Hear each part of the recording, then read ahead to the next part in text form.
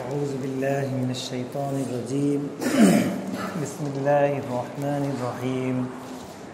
وَإِذْ قَتَلْتُمْ نَفْسًا فَادَّارَأْتُمْ فِيهَا وَاللَّهُ مُخْرِجٌ مَا كُنْتُمْ تَكْتُمُونَ فَقُلْنَا اضْرِبُوهُ بِبَعْضِهَا كَذَلِكَ يُحْيِي اللَّهُ الْمَوْتَى وَيُرِيكُمْ آيَاتِهِ لَعَلَّكُمْ تَعْقِلُونَ ثُمَّ قَسَتْ قُلُوبُكُمْ مِنْ بَعْدِ ذَلِكَ فَهِيَ كَالْحِجَارَةِ أَوْ أَشَدُّ قَسْوَةً وَإِنَّ مِنَ الْحِجَارَةِ لَمَا يَتَفَجَّرُ مِنْهُ الْأَنْهَارُ وَإِنَّ مِنْهَا لَمَا يَشَّقَّقُ فَيَخْرُجُ مِنْهُ الْمَاءُ وَإِنَّ مِنْهَا لَمَا يَهْبِطُ مِنْ خَشْيَةِ اللَّهِ وَمَا اللَّهُ بِغَافِلٍ عَمَّا تَعْمَلُونَ صدق اللہ العظیم۔ اور تمہیں یاد ہے وہ واقعہ جب تم نے ایک شخص کی جان لی تھی، پھر اس کے بارے میں جھگڑنے اور ایک دوسرے پر قتل کا الزام تھوپنے لگے تھے، اور اللہ نے فیصلہ کر لیا تھا کہ جو کچھ تم چھپاتے ہو اسے کھول کر رکھ دے گا۔ اس وقت ہم نے حکم دیا کہ مقتول کی لاش کو اس کے ایک حصے سے ضرب لگاؤ، دیکھو اس طرح اللہ مردوں کو زندگی بخشتا ہے اور تمہیں اپنی نشانیاں دکھاتا ہے تاکہ تم سمجھو، مگر ایسی نشانیاں دیکھنے کے بعد بھی آخرکار تمہارے دل سخت ہو گئے، پتھروں کی طرح سخت، بلکہ سختی میں کچھ ان سے بھی بڑھے ہوئے، کیونکہ پتھروں میں سے تو کوئی ایسا بھی ہوتا ہے جس میں سے چشمے پھوٹ بہتے ہیں، کوئی پھٹتا ہے اور اس میں سے پانی نکل آتا ہے، اور کوئی خدا کے خوف سے لرز کر گر بھی پڑتا ہے۔ اللہ تمہارے کرتوتوں سے بے خبر نہیں ہے۔ یہ بنی اسرائیل کے تاریخی قصے اور ان کے تذکرہ، ان کے ایک اہم ترین تعارف گویا کرایا جا رہا ہے بنی اسرائیل کا۔ اسی کے تاریخی تذکرے کے سلسلے میں یہ بات آئی، اور اسی بات کے تمہید کے طور پہ ایک قانون بتایا گیا تھا، قسامہ کا قانون۔ یعنی جب کسی معاملے میں اہم معاملہ ہو اور اس کا معاملے کی صحیح نوعیت کا علم نہیں ہو پا رہا ہے، جیسے خاص طور پہ قتل کا معاملہ ہو اور قاتل کا علم نہیں ہو رہا ہے، تو ایسے موقع سے کیا کرنا چاہیے؟ تو اس کا اصول ظاہر ہے تمام لوگوں کے یہاں یہی ہے، تفتیش کے بعد ایک قسم لی جائے۔ چنانچہ بنی اسرائیل کے یہاں بھی یہ قانون تھا کہ قسم لی جائے، اور جو قسم کھا کر یہ بتائیں کہ لوگ طے کر لیں، باہم جو معززین کو جمع کیا جائے، اور جن پر شبہ ہو کہ یہ قتل میں شریک ہو سکتے ہیں یا قاتل کو جانتے ہیں، ان کے بارے میں کچھ بھی راز رکھتے ہیں، تو ان سے قسم لی جائے اور وہ قسم کھا کر اس طرح کی بات بتائیں گے۔ اس قسم کے لیے یہ قسم کا قانون ہمارے یہاں بھی ہے بہت سارے معاملات میں، ایک جیسے کہ لعان کا مسئلہ ہے، اس میں بھی یہ قسم پائی جاتی ہے۔ خود قسامہ ہمارے یہاں ایک مسئلہ ہے، گاؤں میں، علاقے میں، دور دراز میں جہاں پہ مضبوط نظام حکومت نہیں ہے، تو وہاں پر اگر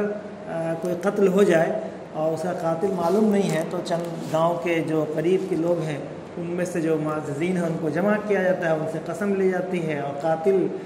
یا قتل کا راز معلوم کیا جاتا ہے۔ لعان میں بھی یہی ہوتا ہے، لیکن اس قسامہ کے لیے اللہ تعالیٰ نے ایک تقدس کے راستے سے، تقدس کی فضا قائم کرنے کے لیے کچھ حکم دیا تھا، اور ہر قوم کو اسی حساب سے حکم دیا جاتا ہے۔ مثلاً آج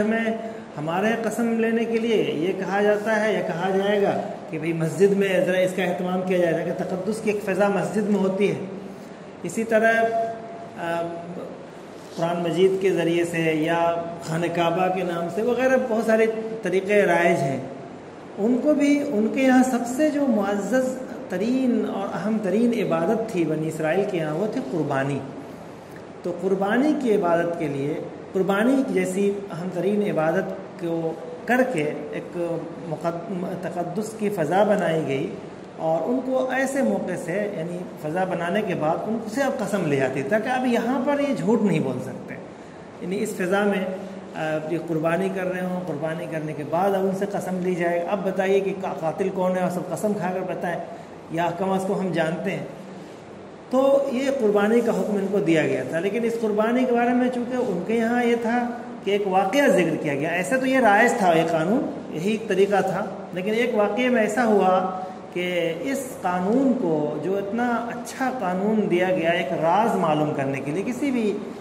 چیز کے جو پہلو میں سے واضح پہلو نہیں سمجھ میں آ رہا ہے تو اس کا راز معلوم کرنے کے لیے اس طریقہ بتایا گیا تھا، اور بہت خوبصورت طریقہ تھا. لیکن اس طریقے کو بھی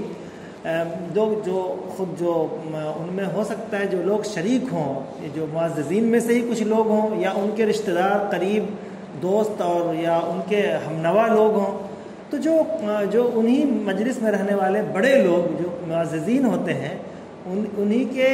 انہی میں سے کوئی قاتل ہو یا قتل کا ہمنوا ہو، تو ان لوگوں نے ایک مرتبہ ایسا کیا کہ جب ان سے قربانی کرنے کی بات کہی گئی اس قانون کے مطابق، تو انہوں نے اس کا ٹال مٹول کرنا شروع کیا کہ تاکہ قربانی کرنے کی گنجائش ہی نہ نکلے.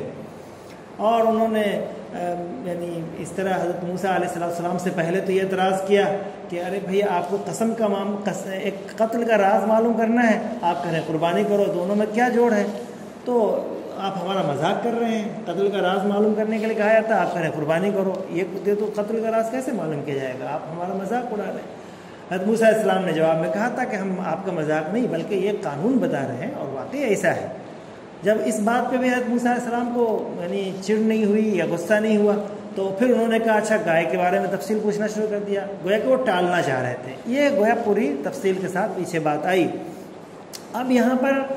اسی کے حوالے سے کہ جب ان لوگوں نے ٹال مٹول کی حد کر دی اور انکار کی آخری حد تک پہنچ گئے، تو ان کو ایک واقعے میں یہ ہوا کہ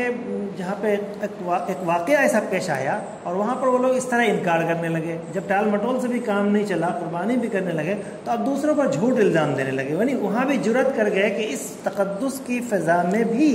وہ جھوٹ بولنے کی جرأت کر گئے. اب اگر مثلا کوئی قسم لی جائے کلام اللہ ہاتھ میں لے کر کے مسجد میں جا کر کے یا خانہ کعبہ میں بیٹھ کر کے، اب ایسے موقع سے بھی کوئی جرأت کر دے جھوٹی قسم کھانے کی اور یا دوسرے پر الزام دھرنے کی، تو یہ بہت ہی خوفناک بات ہے.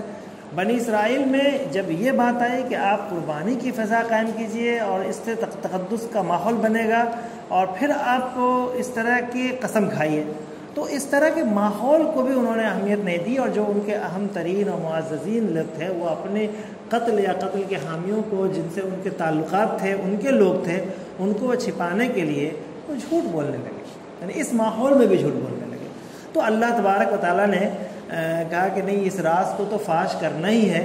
اور تاکہ اس میں جو اس قتل کا جو ایک واقعہ پیش آیا تھا، اس قتل میں قوم کے بڑے اہم لوگ جو اس وقت جو بہت سارے پاورفل لوگ تھے، وہ لوگ اس میں شریک تھے. تو اس لیے اللہ تعالیٰ نے کہا کہ جب تم اس طریقے سے بھی نہیں مان رہے، یعنی اس ماحول میں بھی جھوٹ بول رہے ہو، تو اب اللہ تعالیٰ معجزانہ طریقے سے یہاں قتل کے راز کو فاش کرے گا، تاکہ تمہاری صحیح حیثیت لوگوں کو سمجھ میں آ جائے کہ تم کتنے جھوٹے ہو. اگرچہ ظاہراً تم نے اپنی شکل، اپنی شبیہ اس طرح بنائی کہ لوگ جھوٹا نہیں سمجھ سکتے، نہیں مان رہے، بلکہ تم کو سچائی کا ایک معیاری انسان تمہیں تسلیم کیا جا رہا ہے، لیکن تم جھوٹ بول رہے ہو یہاں پر. تو لہٰذا اللہ تبارک و تعالیٰ اس راز کو فاش کرے گا معجزے کے طور پہ. جب اس ماحول میں بھی تم نے جھوٹ بولا، تو اب اس کا یہاں پہ تذکرہ کیا گیا، اور اس راز کو فاش کیسے کیا گیا اس کا ایک راستہ بتایا گیا کہ اسی قربانی کے گوشت کے ٹکڑے کو مقتول کے جسم سے ٹچ کرایا گیا، چھوایا گیا، اور اللہ تبارک و تعالیٰ کی ایسی کرامت ہوئی کہ ایسا معجزہ ہوا کہ وہ بندہ چند لمحوں کے لیے جی کر کے زندہ ہو گیا اور بتا دیا کہ میرا قاتل یہ ہے. تو یہ بات مقصود ہے کہ اگر اللہ تبارک و تعالیٰ کے اس طرح کے معنی مکرم چیزوں، مکرم اعمال کے کو بھی اگر اللہ تبارک تعالیٰ کے حکم کی خلاف ورزی کے لیے استعمال کیا جائے گا، اور اس تقدس کے ماحول میں بھی جھوٹ بولنے کی جرأت کرے گا، تو اللہ تبارک تعالیٰ ایسے لوگوں کو کہیں نہ کہیں ذلیل کرے گا. یہ بات گویا اس میں اشارے میں اس بات کی طرف بھی اشارہ ہے کہ اگر کوئی آدمی مثال کے طور پہ جھوٹی قسم کھا لیتا ہے مسجد میں جا کر کے، خود کلام اللہ اٹھا کر کے اس کا، تو اس میں گویا اس بات کی طرف اشارہ ہے کہ واللہ مخرج ما کنتم تکتمون، کہ جو راز تم جھوٹ بول کر چھپا رہے ہو، جھوٹی قسم کھا کر چھپا رہے ہو، اللہ تبارک تعالیٰ کسی نہ کسی طریقے سے اس کا افشا کر دے گا، اور وہ راز نہیں رہے گا، اور تم ذلیل و رسوا ہو جاؤ گے. وَإِذْ قَتَلْتُمْ نَفْسًا فَادَّارَأْتُمْ فِيهَا، اس میں یہی بات کہی گئی، اور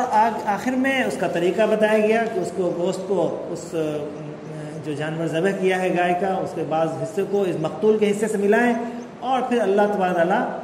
زندہ کر دے گا، اور تاکہ تمہیں اللہ تبارک تعالیٰ کی نشانیاں تم دیکھو گے اور اللہ تعالیٰ کو سمجھ پاؤ۔ گائے کے حوالے سے بات آئی کہ گائے کا ہی نام کیوں لے گیا، بہت سارے جانور تھے، اس کو ذبح کیا جا سکتا تھا، قربانی دی جا سکتی تھی جب ماحول بنانا تھا، لیکن چونکہ گائے کے حوالے سے ان کے دل میں ایک دوسرے ڈھنگ کا تقدس بیٹھ گیا تھا، اور گائے کی پرستش اس سے پہلے بھی انہوں نے شروع کر دی تھی، اور چونکہ جس ماحول میں وہ پلے بڑھے تھے، جس ماحول سے وہ نکلے تھے، وہاں گائے کی تقدیس کی جاتی تھی، گائے کی پرستش کی جاتی تھی فرعونیوں کے یہاں۔ اب یہ یہاں آئے ہیں باہر، تو یہاں بھی گویا ان کے اندر اس طرح کی حرکتیں پائی گئی تھیں، اور جو ایک آدھ مرتبہ جو ہے موسیٰ کے غائبانے میں جو انہوں نے بت پرستی شروع کر دی، تو بال پرستی اور گائے کی پرستش اور ایک اس طرح کی چیزیں رائج کر دی تھی۔ تو اس تقدس کو مٹانے کے لیے ان کے سامنے یہ کہا گیا کہ ایسے موقع سے گائے کو ذبح کرنا ہے، تاکہ تمہارا یہ تقدس اس کے تعلق سے ختم ہو، یہ جذبہ ختم ہو۔ اس کے بعد پھر ایک بات یہ کہی جا رہی ہے، ثم قست قلوبکم من بعد ذلک فہی کالحجارہ، یعنی کہ اتنے چیزوں کے باوجود، پچھلے تمام واقعات کی تفصیل کو سامنے رکھتے ہوئے کہ اتنے اللہ تعالیٰ نے تمہارے تعلق سے تمہارے مقام کو بلند کرنے کے لیے تمہاری ہر طرح کی باتوں کو قبول کیا، اور تمہارے لیے کتنے معجزات کرامات دیے، فرعونیوں کے مظالم سے تمہیں نجات دی، ان تمام چیزوں کے باوجود تمہارے دل اللہ تبارک تعالیٰ کے حوالے سے اتنے سخت کیوں ہیں؟ پھر بھی سخت ہے، یعنی کوئی ابھی بھی تم ہدایت قبول کرنے کے متحمل نہیں ہو، جہاں بھی کوئی بات آتی ہے تو تم اس کی مخالفت کر ڈالتے ہو۔ اور اس کی ایک تمثیل دی گئی، کسی کی نافرمانی اور سرکشی کی جو آخری انتہا ہے اس کی یہاں پہ تمثیل دی گئی کہ ان کے قلوب کو پتھر سے تشبیہ دی گئی، یا اس سے بھی زیادہ سخت ترین چیز سے، اور کہا گیا کہ پتھر میں بھی کبھی اس میں نرمی ہو جاتی ہے، اس سے چشمے نکل آتے ہیں، لیکن